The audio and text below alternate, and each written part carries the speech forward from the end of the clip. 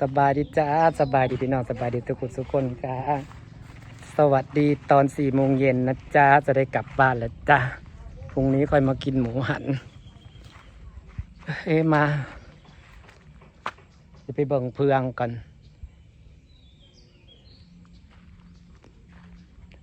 ต้นไม้เฮือนบ่มีงามๆพี่น้องนี่สีเขียวสวยมากสีเขียวอ่อนค่อยได้เป็นคนหมักสีเขียวพี่น้องเห็นสีเขียวแล้วมากพอลานะสีเขียวสวยๆเขียวสวยมากนี่จ้ะเขียวเพื่องเพิ่นเรือโบราณแล้วขอซื้อเพิ่น2 ก้อนเจ้าแม่น้องเมยมาแล้วว่าเพิ่นยก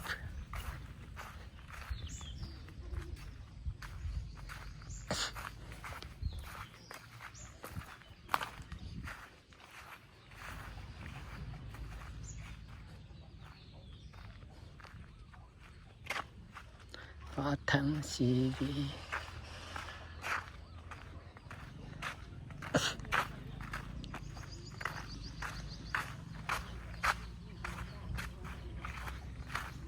นี่บ่เพืองนะ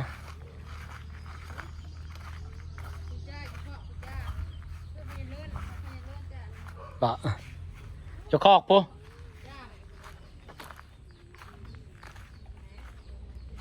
เอาเพืองไปปกดอกกระเจียวกำลังออกกับปกต้นไม้ต้นอื่นเพราะหญ้ามันหลายปกต้นพอกต้นออกผ้าไว้ได้ปกกำลังออกดอกจังน้อยกระย่างเข้าบ่ได้ค่อยว่านั่นแหละเนาะที่หักไอ้ลีนะก็จะสิขึ้นเป็นขึ้นลายคือเจ้าบอกแล้วจังขยายหัวมันขายก้นหัวมันขายจังขยายใหม่ปลูกใหม่ที่นี่ต้องคอยนะบ่ฮอดคืบสมบัติจักคอยปลูกเรียงๆแต่ปลูกข้าวดำนานะยังเป็นแถวหั่นน่ะเป็นท่าสอบมันยังตีไปเลยพอมันขึ้นเป็นพุ่มเนาะคอยอยู่พุ่นก็ขึ้นเป็นมีได้เด่นตะกี้แล้วบ่ได้ขึ้นมันหมักน้ำบ่เนาะฝนตกดีนะมันขึ้นงามอีหลีตอนแรกคอยว่ามันสิตายเบิดบ่เห็นจักต้นมันถ้ากันมาขึ้นวังฝนดีนี่ได้ต้องคอยกับว่าตอนแรกมันสิบ่งามเลยบ่งามจังนี้นะเขียวทุ่มนี่มันงามคอยก็ว่าสิไปซื้อมาปลูกใหม่มันบ่ได้เห็นจักต้นนี่ฮะขึ้นเต็มเนี่ยมันขึ้นซ่ามันออกซ่าเฮ้ยจะลืมข้าวปลูกแบบย่ำแรงปลูกเป็นแล้วเขาเราไปพังใช่เด้แล้วมันมันบ่แม่นยามมันเด้ถ้าข่อยอ่านเบิ่งรายละเอียดแล้วเขาจะบอกเขาให้ปลูกต้นเดือนมีนาคันเลยไอ้เดือน12ไปแล้วเขาบอกให้ปลูกเดือนมีนาจะปลูกเขาปลูกช่วงนั้นรดน้ำให้ตายก็บ่ออกเขาว่าบ่แม่นยามมันคือเขาปลูกกับพอฮอดเดือน12มันก็ตายแม่นนี่ใบไม้ปุ่งเนาะแม่นกะกระเดียวยามดอกกระเจียวออกเลยเนาะเวลาเขาไปหาดอกกระเจียวยามหัวปีใบมันก้อยนี่ดอกมันก้อยคือหัวหวานนี่เนาะแม่นบ่ฮู้ยามฝนตกเดือนมันสิตายมั้งเดือนแรกเดือน12นี่แสดงว่ามันต้องตายหยุบลงอันนี้ของลอยเริ่มมันเดี๋ยวมันเป็นอันนี้เลยมันเริ่มเฒ่าแล้วมันก็เริ่มหยุบไปเด้เฒ่าหรือมันบวมหน้าเฮ้ยมันบวมหน้าเดือน10มันจังหยุบใบมันวะหักได้กรอบมันแช่น้ำหลายมันก็บ่อยากออกดอกย่านตัวนั้นแหละน้ำเพิ่นน่ะแซ่เป็ดไปเก็บมากินกับตำบักหุ่งเมื่อกี้นี่ก็คักได้กรอบเนาะคือว่าแห้งกับกรอบ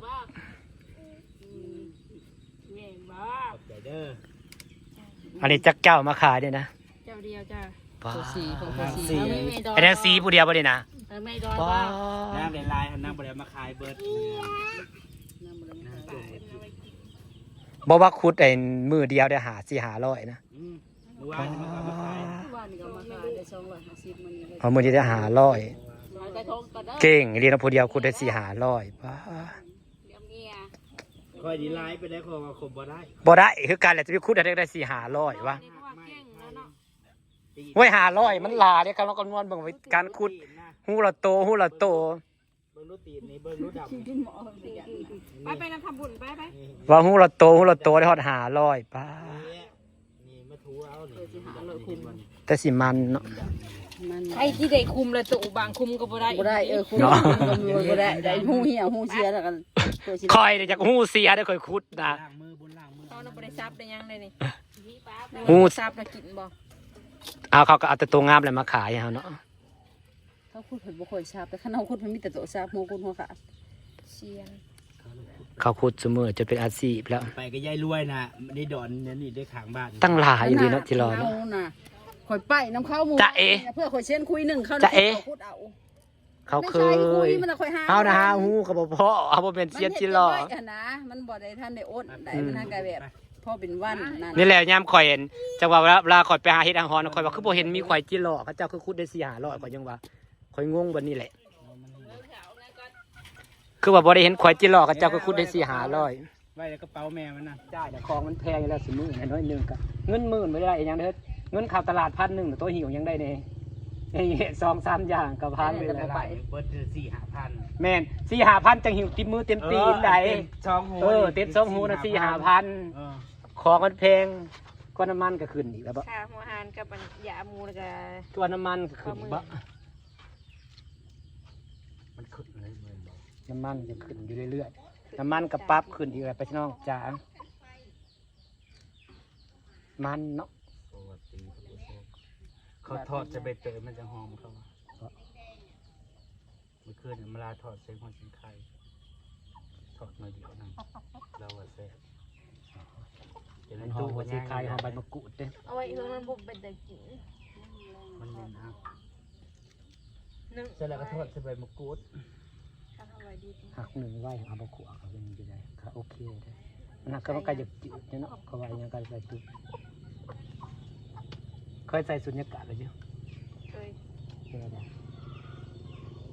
จักผู้ใดไว้เฮือน ก็มันก็สิดีก็บ่ใส่คันเฮาบ่ใส่แล้วน้ำขะมัน ถ้าใส่โทงน้ำแข็งมันเขาได้เนาะ น้ำแข็งมันเข่ามันก็เป็นก้อนน้ำแข็ง พอมันเป็นน้ำแข็งแล้วมันจาง แต่ว่าเฮ็ด เคย ปวกนี่ละให้ใส่สดแทบ เงินบ่ อืม มันแบบว่า สุญญากาศนะ มันคันมันอยู่เก็บความเย็นแล้วมันบ่เป็นน้ำแข็งมันสิบ่จางไม่ร้อย เออ แต่ละอย่างนะคันกลายเป็นน้ำแข็งเลยจาง แมงขนูนน่ะคอยปิดปีกปิดขาออกแล้วคอยอันซีนชุนอากาศนะมันก็เอามาแกะอย่างนี้คือเก่าแซ่บคือเก่า แซ่บเพราะว่า แซ่บปีแล้วคอยเก็บไว้แล้วไว้แซ่บคือยัง เป็ดเท่านั้นแล้วไว้ครับตูสูงนะเพราะว่ามันบ่ถือน้ำแข็งมันบ่ถือหยังแหละ อันนี้ก็ที่เรา มันบ่ถือน้ำแข็งบ่ถือหยังแล้วมันกลับคันมันได้แข็งแล้วแหละมันพอมันมาละลายแล้วมันจืดของแต่ละอย่างนะ อันนี้เราบ่ต้องแซ่แล้วมาเฮากระทอดโลดคันใส่สุญญากาศนะเนาะ แน่นี่ มันสดเด เออ อันนี้ก็มันอมน้ำแข็ง หากคันเอาของออกมาเฮ็ดกินน่ะจะแช่น้ำมันจะปะไว้มันละลาย มันจังแซ่บคันแช่น้ำเดือดจางเลยแต่ว่าคันเฮาสิกินอื่นเฮาออกเฮ็ดกินเฮาละลายไว้จัก2-3ชั่วโมงมาคันให้แช่ให้น้ำผ่านการละลายของน้ำน่ะจืดได้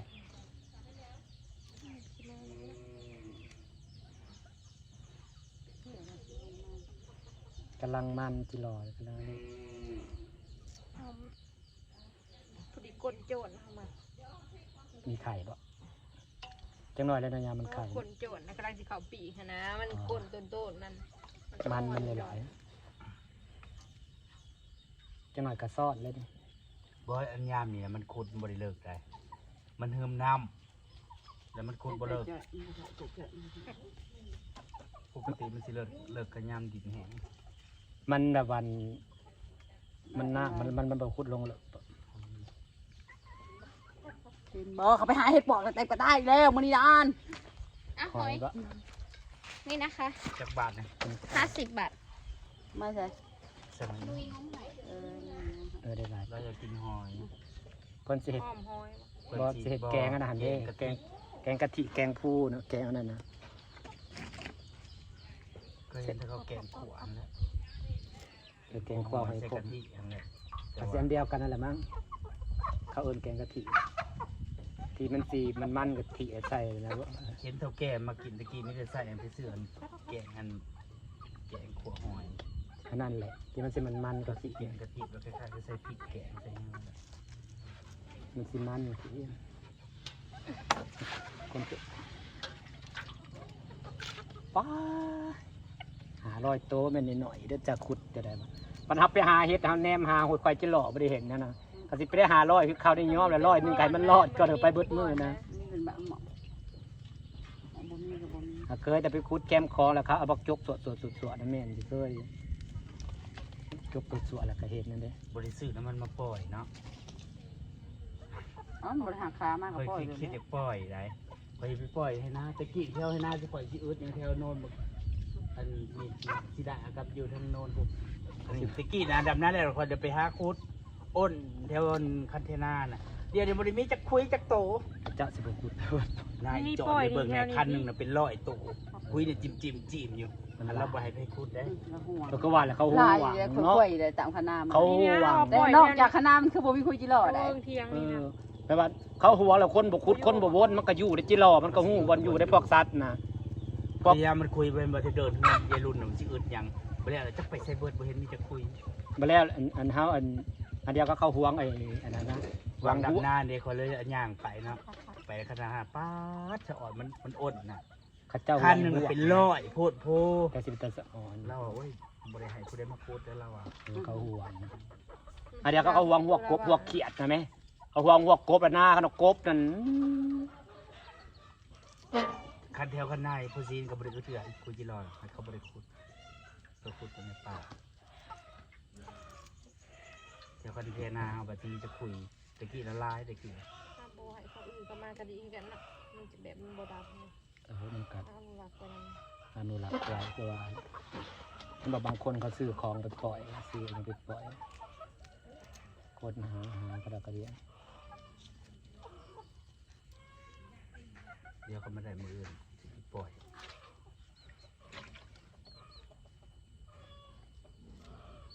ปล่อยแถวนี้แล้วนี่ปล่อยให้มันไปแถวยายไปกันบอดเขาบอก มัน ค ก็ น ไปเจ๊มันก็หนีใหญ่ไปแล้วจะไปใส่เบิด เจ้ามันบ่อยู่นะมันเหมือนแต่ก็มันเลือกมัน มันก็ไปหาอยู่บ่อน มันบ่เป็นธรรมชาตินั่นเด้มันจะอยู่แถวแบบนั้น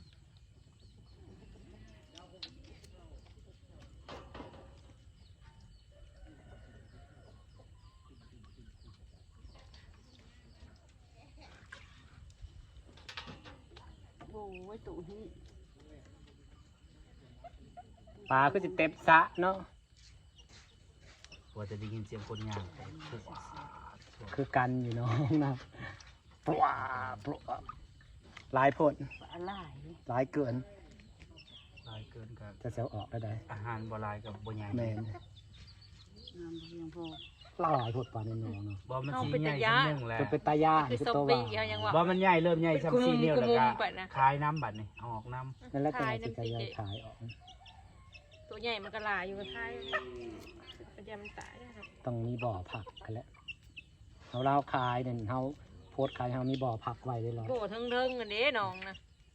เสร็จบ่ออันนี้พักไว้แล้วกันน้ำคำมาชื่อกับตักไข่ลด เขาใช้แยงเนาะ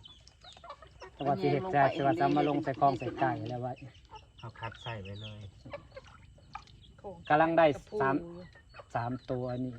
ให้ได้คลองใส่ไก่กับพูนตกเราก็จะน้ำพูอยู่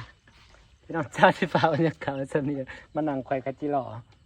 เวลามาเลยบอก สวัสดีจ้า จ้า